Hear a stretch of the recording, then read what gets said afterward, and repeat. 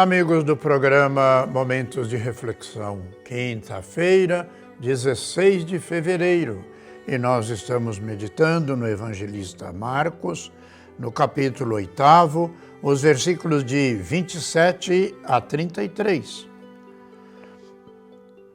Jesus partiu com seus discípulos para os povoados de Cesareia de Filipe. No caminho, perguntou os discípulos: "Quem dizem os homens que eu sou?" Eles responderam: "Alguns dizem que tu és João Batista, outros que és Elias, e outros ainda que és um dos profetas." Então Jesus perguntou: "E vós, quem dizeis que eu sou?" Pedro respondeu: "Tu és o Messias." Jesus proibiu-lhe severamente de falar a alguém a seu respeito. Em seguida, começou a ensiná-los, dizendo que o Filho do Homem devia sofrer muito, ser rejeitado pelos anciãos, pelo sumo sacerdote e os doutores da lei, deveria ser morto e se ressuscitado depois de 3 dias. Ele dizia isso abertamente. Então Pedro tomou Jesus à parte e começou a repreendê-lo. Jesus voltou-se, olhou para os discípulos e repreendeu a Pedro, dizendo: "Vai para longe de mim, Satanás. Tu não pensas como Deus, e sim como os homens."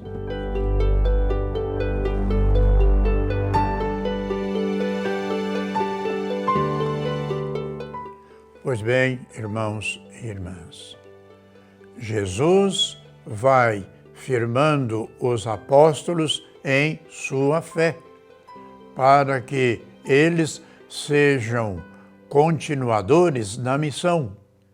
Por isso, depois de perguntar o que o povo pensava a respeito dele, interroga também os próprios apóstolos.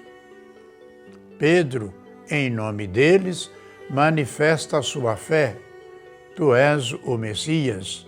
E Jesus também ensina-o a não se desviar do caminho da fidelidade. Tu não pensas como Deus, e sim como os homens.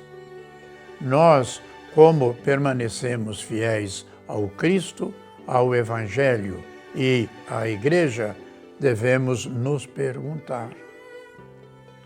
Os discípulos acreditavam que Jesus era o Salvador prometido, mas pensavam que seria um rei glorioso e de muito poder. O Mestre começou a ensinar-lhes que não seriam como eles pensavam. Voltou a dizer isso mais vezes, mas não adiantou. Os discípulos ficaram desorientados e desiludidos quando viram Jesus condenado e pregado na cruz.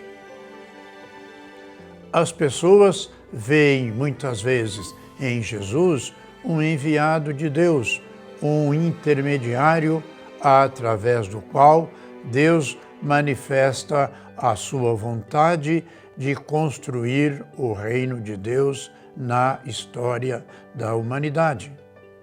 Mas Jesus lembra os seus discípulos que o projeto de Deus tem consequências e que, entre as opções, está a possibilidade de dar a vida por causa do reino de Deus. Pedro fica assustado e diz a Jesus para não dizer estas palavras.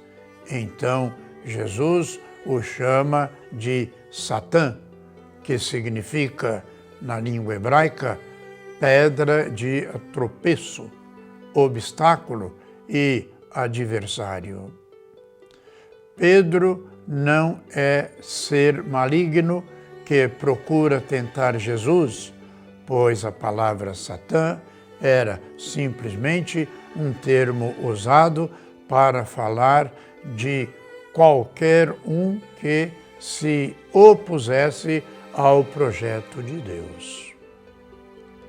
Hoje podemos ver muitos satãs em nossas sociedades, homens e mulheres e grupos que, com sua indiferença, apatia e egoísmo, boicotam a construção do reino de Deus na realidade que vivemos, e que é o reino da justiça, da paz, do amor e da fraternidade.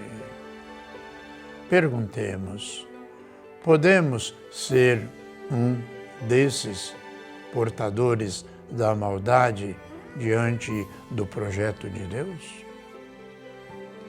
Pois bem, irmãos e irmãs, nós não podemos nos esquecer de confiar nessa palavra de Deus e pensar sobre tudo de como estamos tecendo nossa vida de fé nesse mundo cheio de contradições que vivemos, aonde aos poucos nós podemos perder a nossa fé. Vamos, portanto, orar pedindo a Deus que mantenha esse dom supremo de sermos homens e mulheres portadores de fé.